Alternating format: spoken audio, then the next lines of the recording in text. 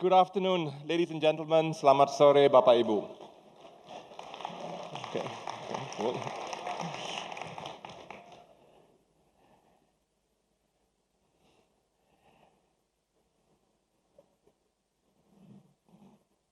We don't have all the answers, and our solutions are not perfect. But this is an attempt of our company trying to do something.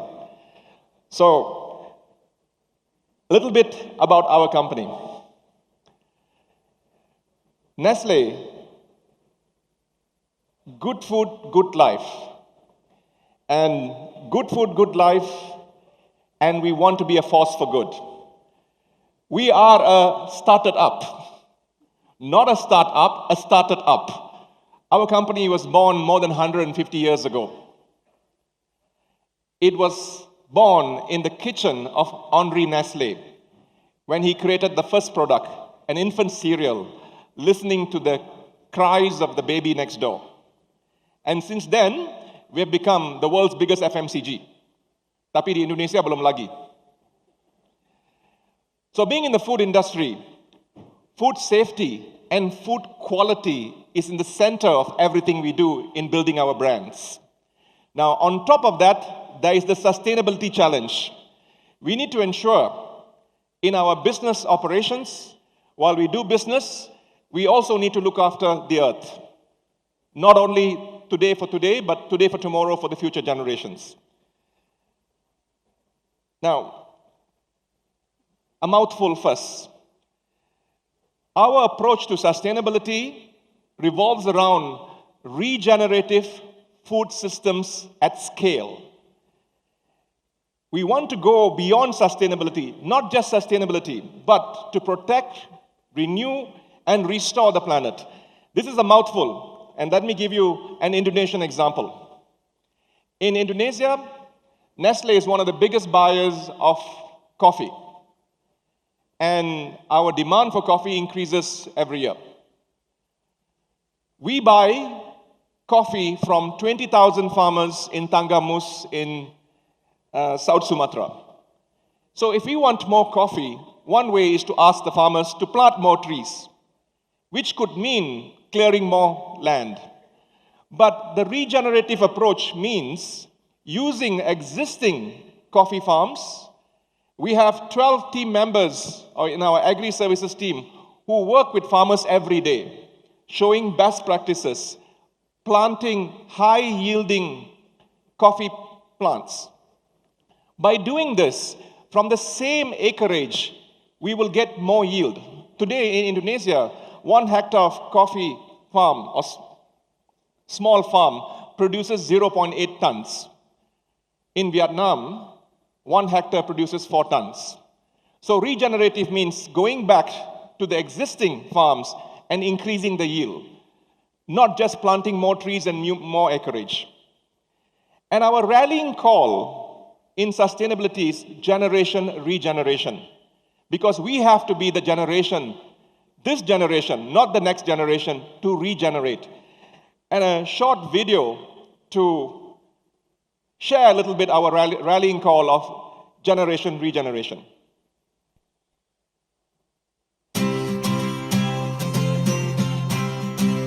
I'm part of a special generation. That's changing how we think. That's changing how we do things. Que está mejorando la forma en que cultivamos y consumimos alimentos. أنا أنتمي لهذا الجيل. I am generation regeneration. The food my kids eat should not cost years. I'm generation regeneration. I work in a company that is going beyond doing no harm to creating a positive impact. I am generation regeneration. This land is where I earn my living, and it's my family's future too. I am generation regeneration. I want my work to matter to billions of people, from the ones behind the food to the people who eat it. I am generation regeneration. My mum says our planet has to be very, very happy. I am generation regeneration. When I buy something, I buy into something. I am generation regeneration. Je suis la génération de toutes les générations. We're all in this together. We're all generation regeneration. And so are you.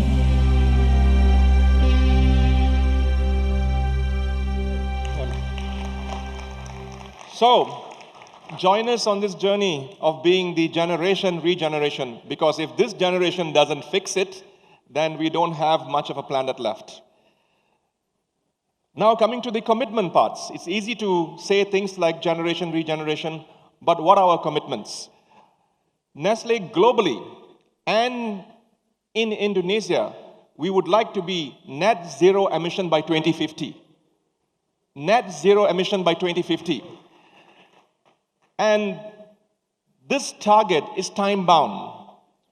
We need to be doing the first 25% by 2025, the next 25% by 2030, and the balance 50% from 2030 to 2050. It sounds like a sales target which is loaded in the second half. That's because we don't have all the solutions today.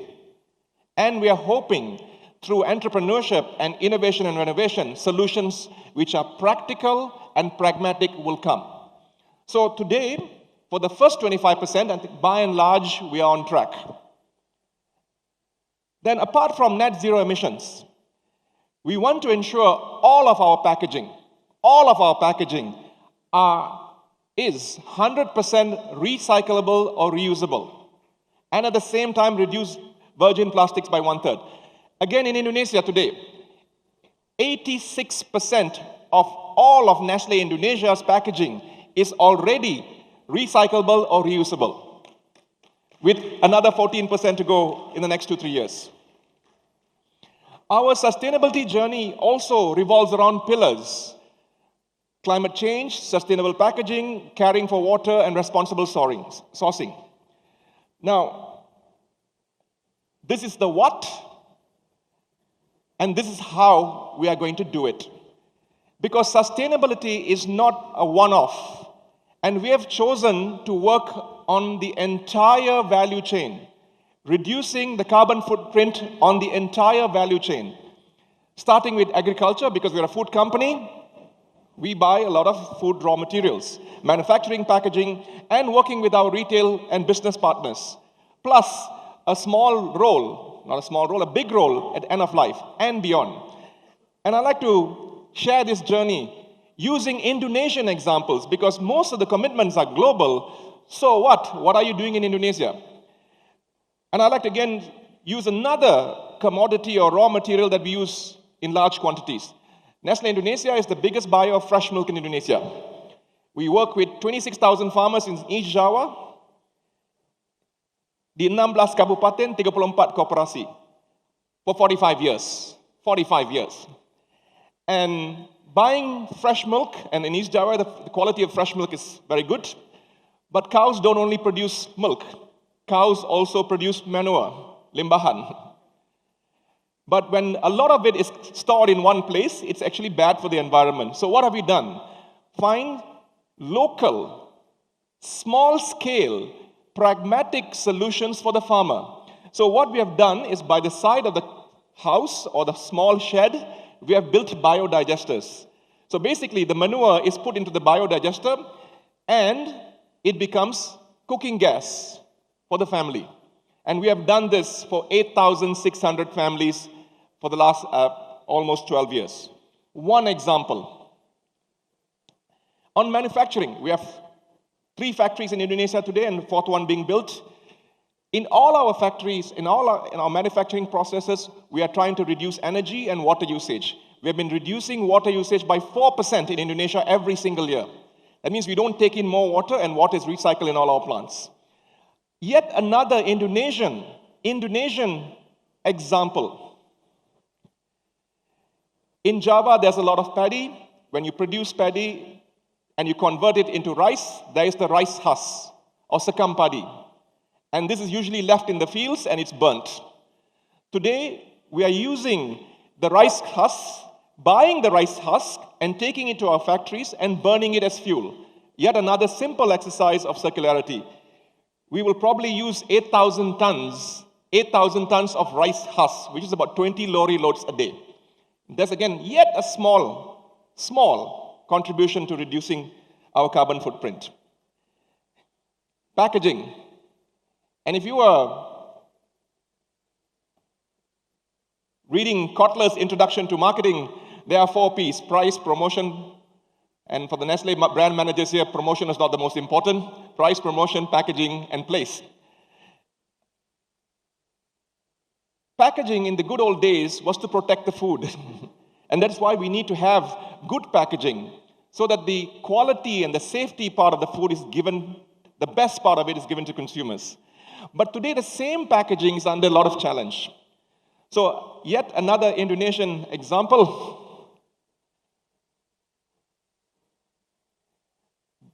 I hope you're familiar with this product. It's a bit of advertising. This is a Milo UHT pack, but one big difference: the straw. The straw in all of Nestle Indonesia's RTD drinks are made of paper. We are the first company to go 100% of all our RTD products using paper straw. But also in the spirit of sustainability, I don't want to waste this thing in. Prakash, you better drink it. Now, sounds good, but sustainability comes with commitment and costs. Converting to paper straw was an easy decision, but the consequence was very heavy. The cost of the paper straw was 7 times more expensive than the plastic straw. So we are living up to our commitments by doing the right things. And at the same time, we did not increase the price to the consumer because of the paper straw. Maybe the consumer's not ready for it today. Next, coming on to our customers. Again, a spin-off from packaging. We call it alternative delivery systems. Can we sell our products without any packaging? Is the consumer ready for it? Absolutely no. But we are experimenting with it right now to make sure we understand the attitudes and the usage from our consumer side. Huge challenges, but we are experimenting. Just when you think you have sold the product, your job is done, but now we have end-of-life packaging to manage. A lot of our packaging, whether we like it or not, ends up in the dump or in the refill. So we have decided to work with local government in Indonesia. We have got 15 material recovery facilities. These are simple sheds where rubbish is brought back and it's sorted by hand. So we have 15 of this working with local government. By doing this one simple exercise, Nestle Indonesia will be plastic neutral. Plastic neutral means that every ton of plastic that we use, we are making sure we collect it back. And I think all goes well, inshallah, we will be the first company in Indonesia to be plastic neutral.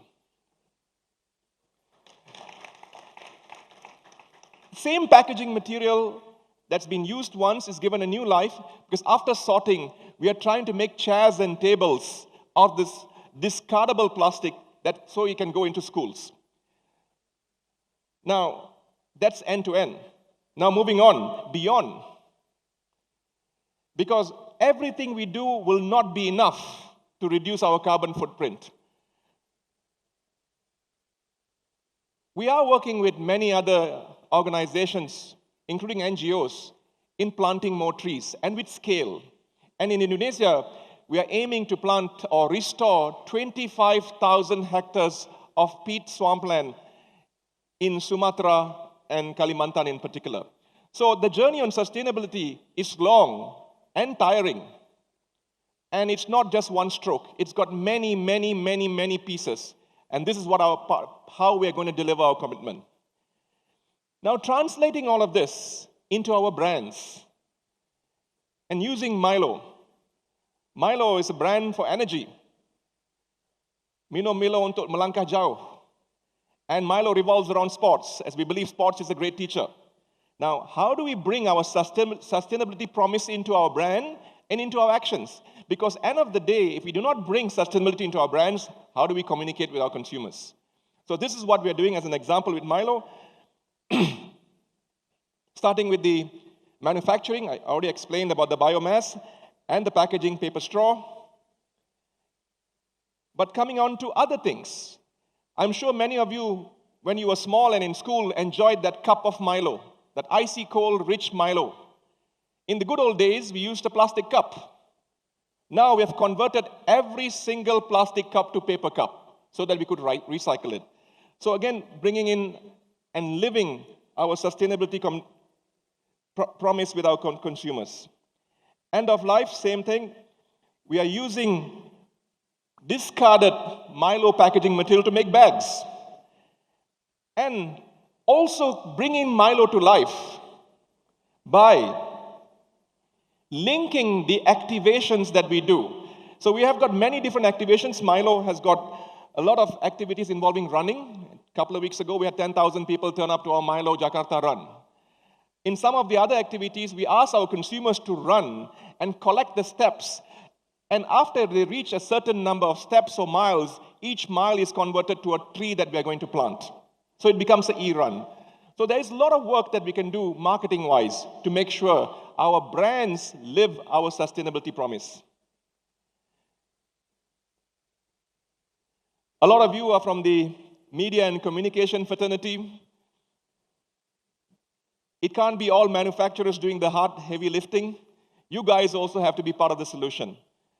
In terms of production, you can lower the carbon footprint by making sure we don't spend too much on making many television commercials. And I was told by my colleague Guy that programmatic is one way of reducing your carbon footprint as well.